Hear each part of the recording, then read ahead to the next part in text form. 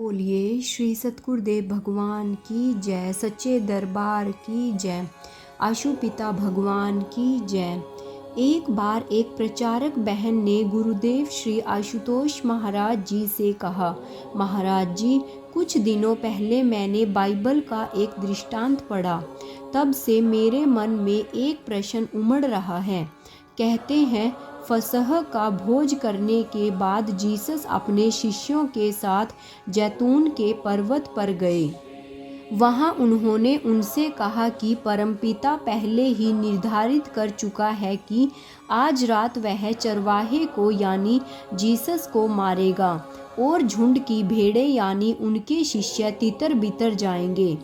पतरस ने जैसे ही यह सुना, अकस्मात उसके मुख से निकला, बेशक बाकी सब आपको छोड़ दें पर मैं नहीं छोड़ूंगा।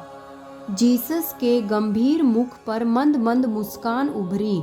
फिर उन्होंने कहा, पतरस, आज ही रात को मुर्गे के बांग देने से पहले तू 3 बार मुझसे मुकर जाएगा।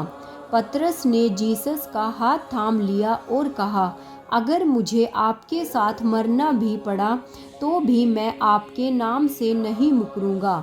महाराज जी, यह सब पढ़ने के बाद तो लगता है कि पतरस अपने गुरु जीसस से अथाह प्रेम करता था, उनके लिए अपने प्राण तक देने के भाव रखता था। पर फिर यदि बाद में वह मुकर गया तो यह उसका अपराध थोड़े न हुआ। यह तो नियति में लिखा था, पहले ही विधाता द्वारा ऐसा होना निश्चित किया गया था। फिर हम पतरस को दोषी कैसे ठहरा सकते हैं?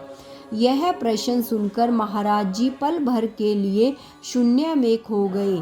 फिर एकाएक सहज भाव से बोले, तुमने आगे की घटना नहीं पढ़ी, उसी में तुम्हारे प्रश्न का उत्तर है। तब महाराज जी ने बहन को वहां से दृष्टांत सुनाना शुरू किया जहां उसने छोड़ा था। महाराज जी ने कहा, जीसस फिर अपने चेलों के साथ गतसमनी नामक एक स्थान पर गए और उन्हें वहीं रुकने का आदेश दिया और केवल 3 शिष्यों, जिनमें से एक पतरस था, को अपने साथ लेकर प्रार्थना के लिए आगे बढ़े। उन तीनों को आदेश दिया कि मैं जब तक प्रार्थना करके आता हूँ, तुम तीनों ध्यान साधना में बैठ जाओ। कुछ ही समय बाद जब जीसस लौटे तो देखा वे तीनों सो रहे हैं। तब उन्होंने पतरस को डांटते हुए कहा, मैंने तुमसे जागते रहने को कहा था, ध्यान साधना में बैठने का आदेश दिया था। दोबारा कहता हूँ, जागते रहो, साधनारत रहो, ताकि शैतान तुम पर हावी न हो सके। परंतु जब वह प्रार्थना करके लौटे तो दूसरी बार भी तीनों को सोते पाया। उन्होंने तीसरी बार पतरस को चेताया और साधना करने की आज्ञा दी। लेकिन इस बार भी जब जीसस लौटे तो शिष्यों की आंखें साधना में नहीं, नींद से बंद थी।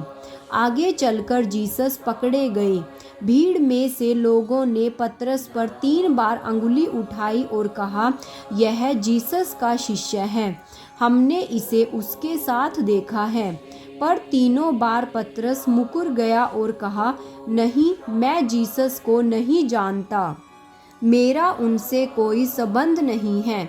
जैसे ही तीसरी बार पतरस ने जीसस का शिष्य होने से मना किया, मुर्गे ने बांग दे दी। यह दृष्टांत सुनाकर महाराज जी मुस्कुराने लगे। फिर प्रचारक बहन से पूछा, समझे कुछ? पतरस का भाग्य निर्धारित था, परंतु गुरु ने उसे बदलने के लिए पतरस को साधन भी दिया था और समय भी। 3 बार चिताया, जाग जाओ, साधना करो, अनहोनी होने से रोक लो, भाग्य में लिखे को बदल डालो। तुम्हारे पास वह साधना का अस्त्र है जिससे तुम शैतान को हरा सकते हो। पर पतरस ने गुरु आज्ञा नहीं मानी, उनके शब्दों को महत्व नहीं दिया, वह सोता रहा, इसलिए उसका भाग्य भी सो गया। यदि उस दिन उसने साधना कर ली होती तो वह गुरुद्रोही बनने के पाप से बच गया होता। इसी तरह तुम सब साधकों साधकों के पास भी वह महान ज्ञान है जिसकी साधना करके तुम शैतान का मुकाबला कर सकते हो। जय महाराज जी की जय। श्री राम।